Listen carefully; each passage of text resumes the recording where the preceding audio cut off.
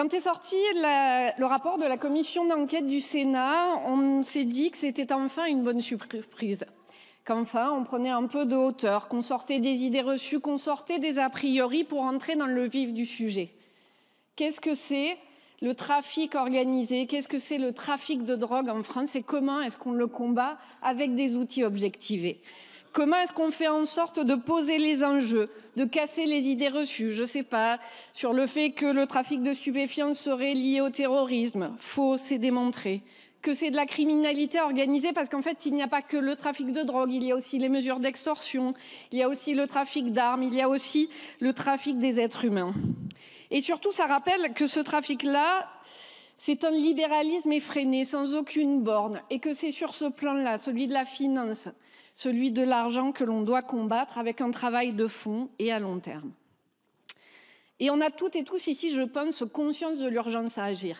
Parce que ce trafic, il mine notre société, il mine notre démocratie, il mine notre économie, il mine notre système de santé, il mine aussi et surtout la vie au quotidien des familles des plus précaires et des plus pauvres, là et partout où l'État s'est retiré.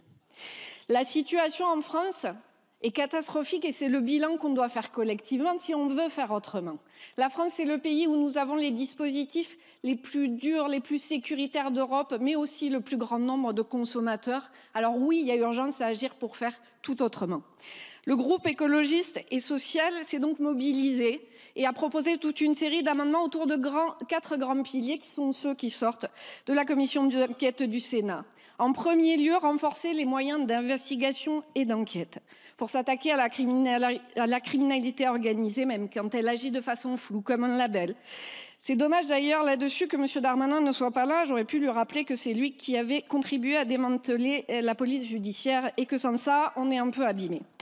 Mais comme il faut aussi un renseignement de proximité, on a besoin d'une police qui soit au plus près pour avoir des renseignements au quotidien. Il y a des fois de façon informelle et pour pouvoir avancer. Vous savez, cette fameuse police de proximité, et puisque vous êtes là, Monsieur Retailleau, je profite pour vous en parler, c'est un outil essentiel. J'ai eu l'occasion de discuter avec l'intégralité des syndicats policiers de cette question. Je sais bien que beaucoup d'entre vous ont politisé ce terme pour en faire un terme repoussoir, mais sur le fond, sur la qualité, eh bien là, on retrouve beaucoup de monde. Si vous avez un peu de temps en dehors du congrès DLR, peut-être qu'on pourra y travailler. Deuxième aspect, suivre l'argent, taper la criminalité au porte-monnaie, là où ça fait réellement mal. La ministre du Budget, d'ailleurs, tout à l'heure, a fait un vibrant hommage à tous ces fonctionnaires qui travaillent sur le sujet. J'aurais envie de vous rappeler, Monsieur le ministre, qu'il faut des budgets pour ces personnes-là et qu'il faut des moyens pour y arriver. Troisième point, prévenir et développer des politiques de santé, parce que oui, il y a des victimes, ce sont celles de l'addiction. Et malheureusement, lutter contre ça ne se fait pas par la prohibition. Les salles de consommation à moindre risque sont une expérimentation, elle arrive à terme. Quid de leur avenir? Rien du tout dans ce texte. Il y a en revanche la proposition de loi de ma collègue sénatrice Anne Souyris qui propose de s'appuyer sur ce qui marche dans les autres pays pour essayer de sortir de cette politique de la prohibition qui ne marche pas. Le rapport du Sénat nous le rappelle. Il y a aussi d'ailleurs le rapport excellent, la mission d'enquête excellente de mes collègues Léaumont et Mendes, transpartisane elle aussi, qui rappelle tout ça. Et enfin, dernier point et point majeur, protéger les droits et libertés fondamentales. Parce que ce sont nos libertés que les trafiquants attaquent directement et ce n'est certainement pas en faisant des textes qui les remettent en question que l'on pourra avancer. Et alors que le travail en commission a été excellent, je vous le dis, chers collègues de la commission des lois, c'est vrai, on a bien travaillé. Merci d'ailleurs au président et aux trois rapporteurs pour cet excellent travail. Alors qu'on a très bien travaillé sur le fond, sur un texte technique, il n'en est rien du côté du gouvernement. Fini le dialogue transpartisan, fini le texte qui poursuit des objectifs clairs. Vos modifications, messieurs les ministres, bousculent tout l'équilibre de la commission d'enquête, tout ce qui faisait la cohésion nationale.